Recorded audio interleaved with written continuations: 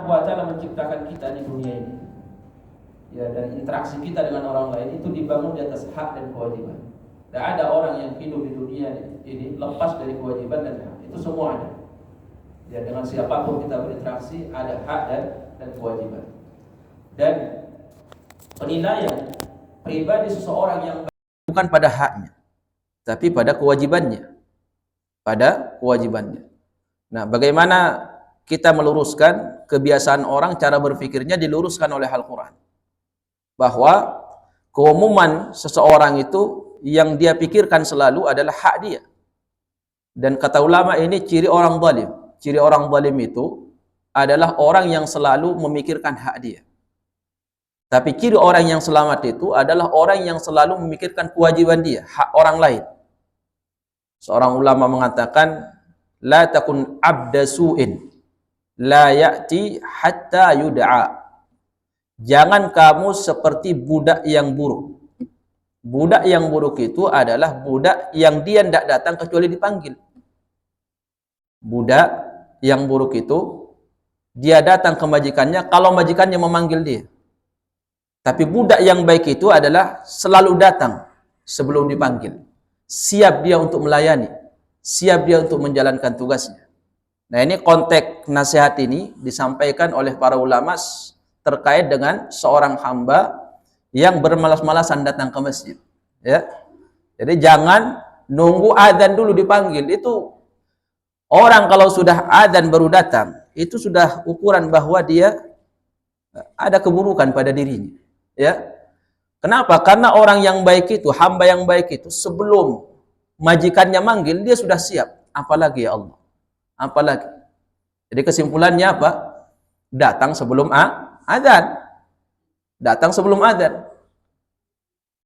Coba kalau ya bapak-bapak aja lah ya. Tidak usah dulu antara hamba dengan robnya atau budak dengan majikannya. Apalagi saat ini tidak ada budak, tidak ada majikan. Kita ini kalau membicarakan masalah tema yang jauh dari kehidupan kita, susah untuk ditangkap. Sekarang kita ini punya istri, yang punya istri, ya. Insya Allah semuanya punya, ya. Kalau istri kita ini selalu mengatakan kepada kita, Papa, kalau manggil Papa ya, kalau manggil Abi, ada yang bisa saya bantu? Abi mau apa? Mau saya hangatkan teh? Buatkan teh? Atau buatkan es? Atau apa? Atau mau saya pijit? Masya Allah. Selalu, di mana kita ada selalu dia ada, nawarkan dia. Ada yang bisa saya bantu? Ada yang bisa saya lakukan untuk Abi, untuk Papa? Satunya ada orang yang istrinya, Mi atau Ibu, saya capek ini, buatin ini. Ya. Selalu seperti itu. Setiap dia apa yang dia butuhkan harus dipanggil dulu. Nah, bapak-bapak saya tanya, jujur, ya. Bapak-bapak ini senangnya istri pertama, istri yang kedua? Hah? Yang pertama. Ibu-ibu, kalau kita balik sekarang, kita balik ini, ya. Itu kan harus adil lah.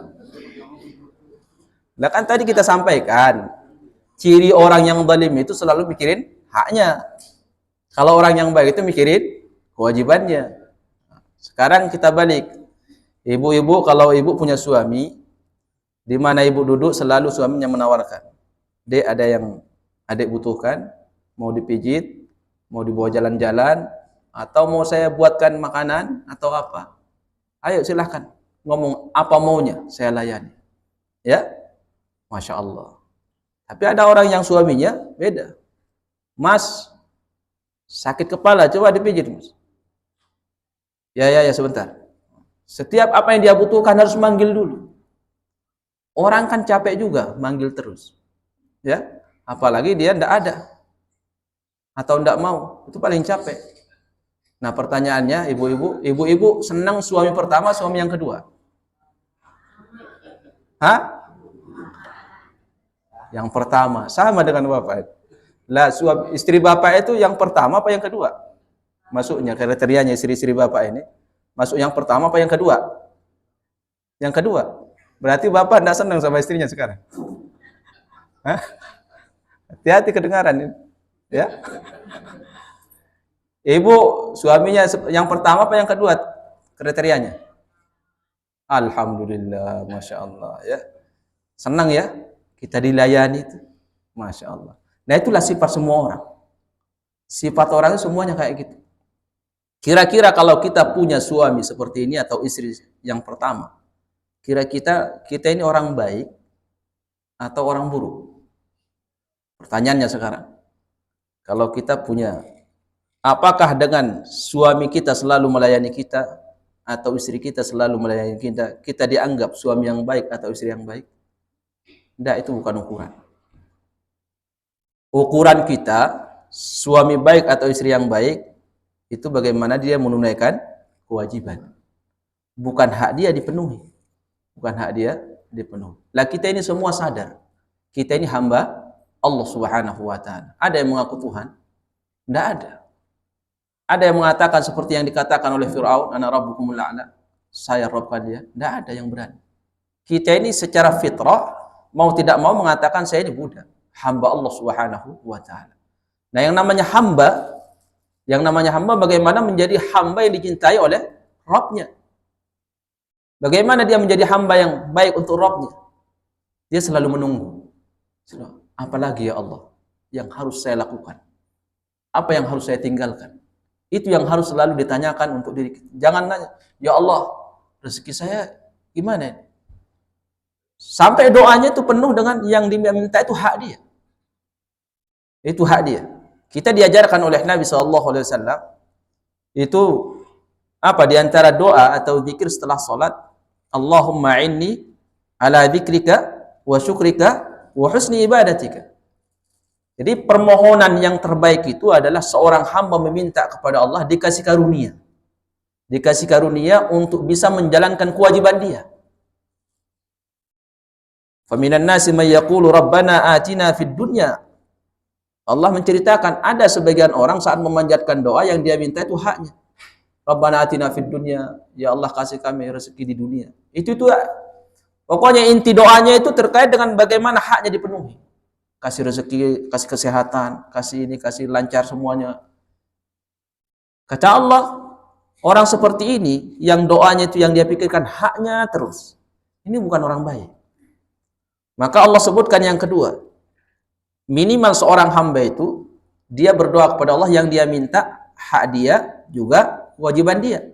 Rabbana atina fid dunya hasanah wa fil akhirati hasanah wa qina adzabannar. Hasanah yang dia minta.